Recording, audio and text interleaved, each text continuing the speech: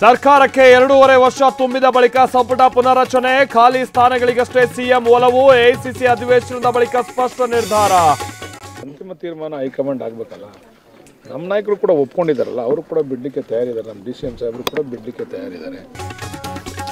ನಮ್ಮ ನಾಯಕರು ಸ್ಥಾನ ಬಿಡೋಕೆ ತಯಾರಿದ್ದಾರೆ. ವರಿಷ್ಠರು ಸೂಕ್ತ ವ್ಯಕ್ತಿಯನ್ನ ಗುರುತಿಸಿದ್ರೆ ಸ್ವಾಗತ ಮಾಡ್ತೀವಿ. ಕೆಪಿಸಿಸಿ ಅಧ್ಯಕ್ಷರ ಬದಲಾವಣೆ ಸುಳಿವು ಕೊಟ್ಟ ಬಾಲಕೃಷ್ಣ.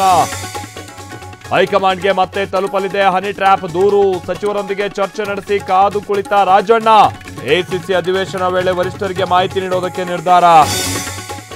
ದಳಪತಿಗಳಿಂದಲೂ ಬೆಲೆ ಏರಿಕೆ ಸಮರ, ಶೀಘ್ರದಲ್ಲೇ ಜೆಡಿಎಸ್ನಿಂದ ಬೃಹತ್ ಪ್ರತಿಭಟನೆ. ಬೆಂಗಳೂರಿನಲ್ಲಿ ರೋಡ್ ಶೋ ಮೂಲಕ ಜನ ಜಾಗೃತಿ.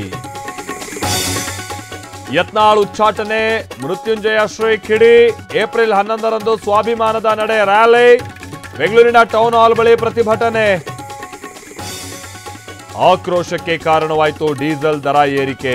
ಏಪ್ರಿಲ್ 14ಕ್ಕೆ ಲಾರಿ ಮುಷ್ಕರ, 15ಕ್ಕೆ ಟ್ಯಾಕ್ಸಿ ಬಂದ್. ಟೀ ಕಾಫಿಯೂ ದುಬಾರಿ. ಇವತ್ತು ಹೊಸ ಪಂಬನ್ ಸೇತುವೆ ಉದ್ಘಾಟನೆ. ರಾಮೇಶ್ವರಂನಲ್ಲಿ ಪ್ರಧಾನಿ ಮೋದಿಯಿಂದ ಚಾಲನೆ. ರಾಮನವಮಿಯಂದೇ ಹಸಿರು ನಿಶಾನೆ. ದೇಶಾದ್ಯಂತ ರಾಮನವಮಿ ಸಂಭ್ರಮ. ಅಯೋಧ್ಯೆಯ ಬಾಲರಾಮನಿಗೆ ಇವತ್ತು ಸೂರ್ಯ ತಿಲಕ. ಬೆಂಗಳೂರಿನ ದೇಗುಲಗಳಲ್ಲೂ ವಿಶೇಷ ಪೂಜೆ ಪುನಸ್ಕಾರ.